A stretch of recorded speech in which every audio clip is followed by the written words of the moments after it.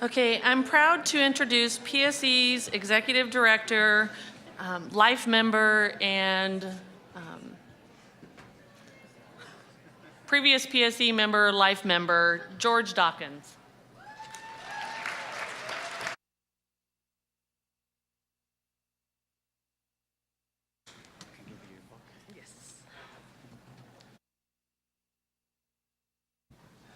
Thank you for that applause. I imagine it's probably the only one I'm going to get during this presentation, so I appreciate that one. I've titled this presentation, Transparency, 2004 to Now. And I'm going to be totally upfront with you because, frankly, that is my job. This is about where we've been, how we got here, and where we're headed. So you might be wondering, I don't know how well you can see this, but you might be wondering why I'm showing you a photo of an animal shelter. Does anyone recognize this building?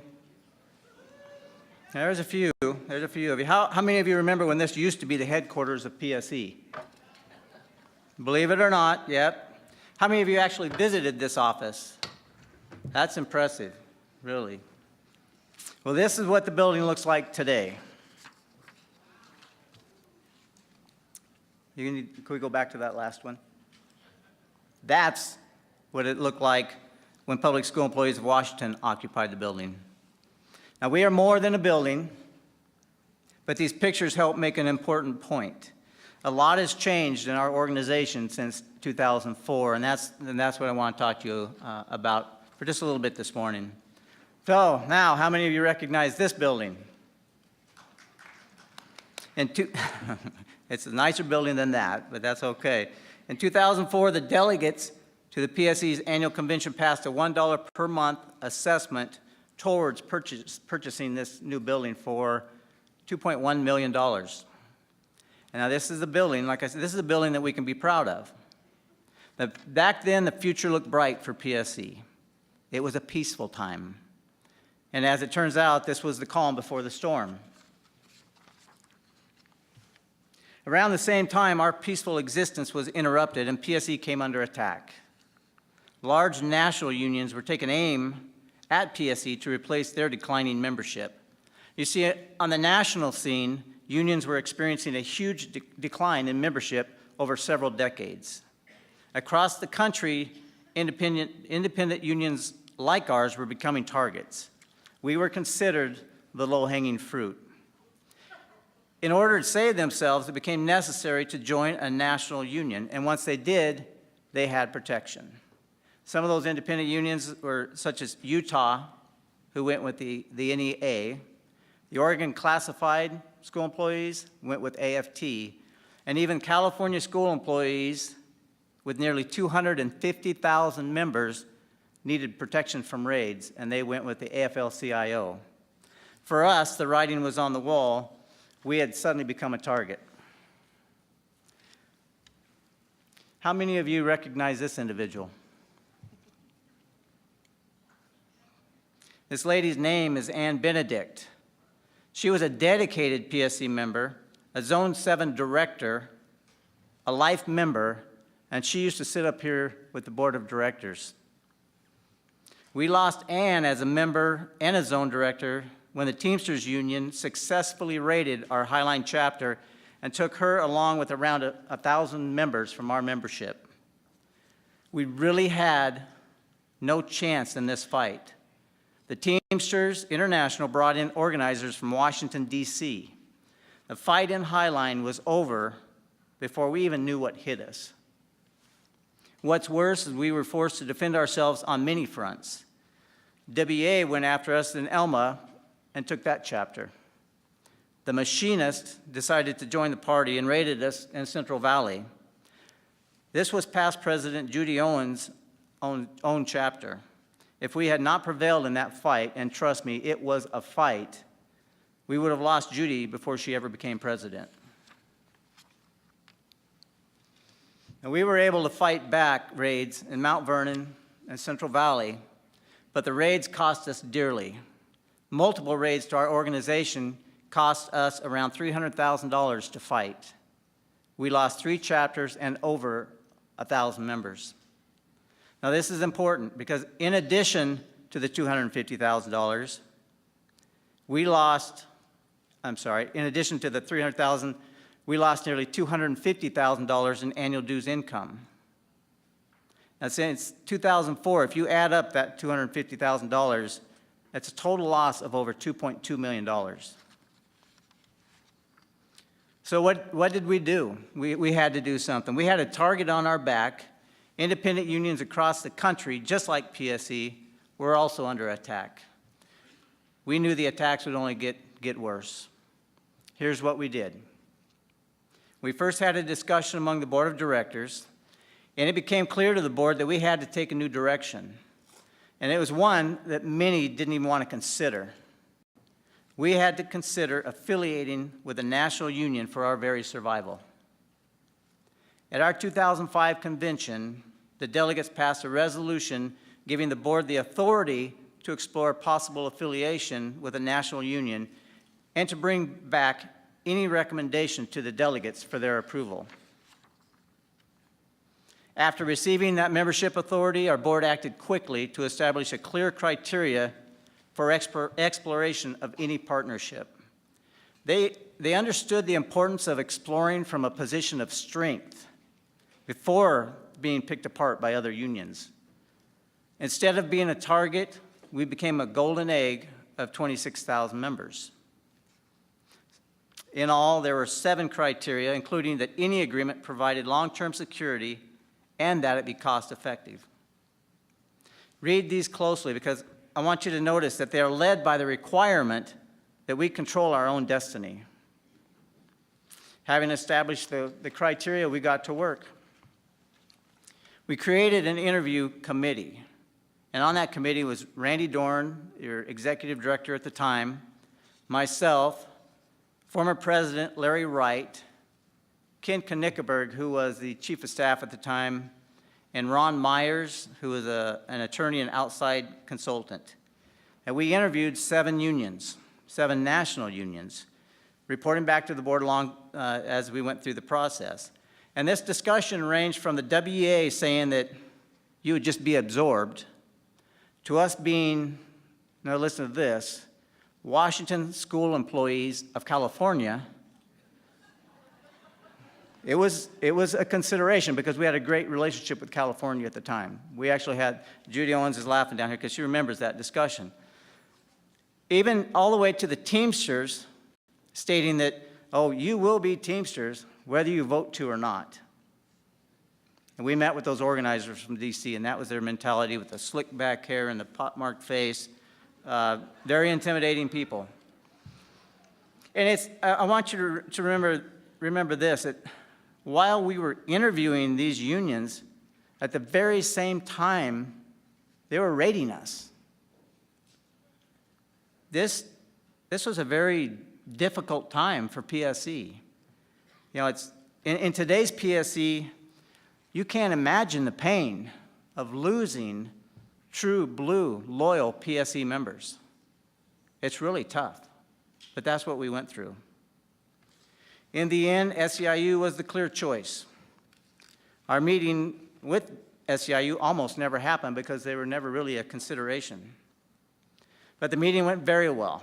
Needless to say, they met or exceeded all of our criteria goals, so we continued through the process.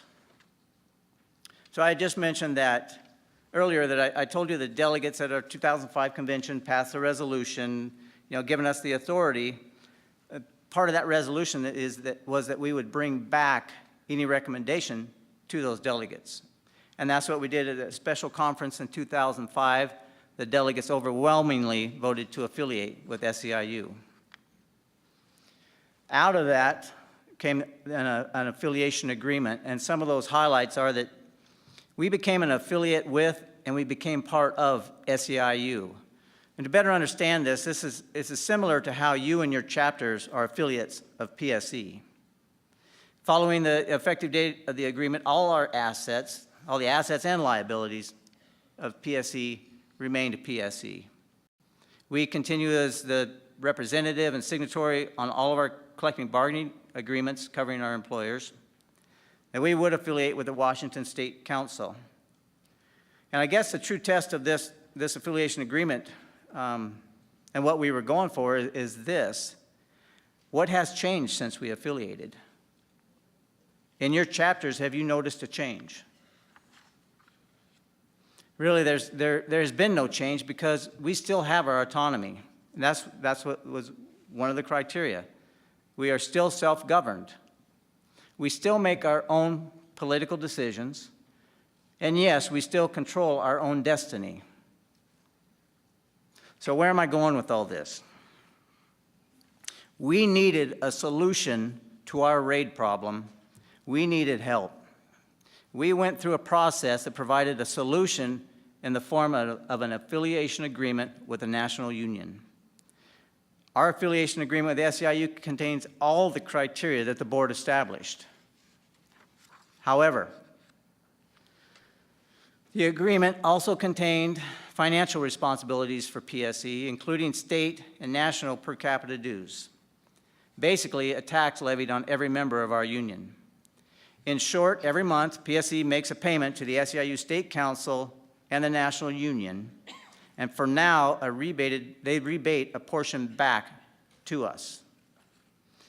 All through this process, we have negotiated the best possible financial terms we could get.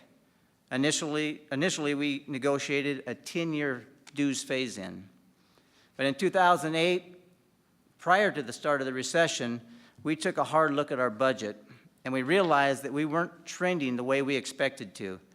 So we went back to SEIU and had another discussion with them, and they agreed to renegotiate the length of our rebate schedule. Instead of a 10-year term as originally agreed to, we now have 15 years to meet our per capita obligation to SEIU. Currently, we are in the 8th year of that 15-year phase-in. In contrast, this too is important. All the national unions that we interviewed during this process, they offered us a maximum 4-year phase-in of our per caps. The only exception to this, of course, was WA, who basically said you will immediately fit into our current dues structure. And that wasn't an option for us because at the time, I don't think I mentioned, I'm going to go ahead and say this. When we met with WA, their statement was, you want independence? Well, you don't need a building. We already have one. You don't need a president. We already have one. So we walked out of there pretty disappointed. I wanted to add that point because that's something that stays with me to this day. So you'll see by this graph, every year our payment to SEIU increases by an additional $210,000 that we need to find in our budget every year. And I bring up these other options simply because I want you to be aware that had we agreed with one of the other national unions to their 4-year rebate phase-in, you would have likely have been asked to approve a dues increase back in 2007. Had we agreed and stayed to the 10-year schedule, we would have been forced to choose between a proposed dues increase in the middle of the recession, or we would have instead probably made deeper cuts across the board.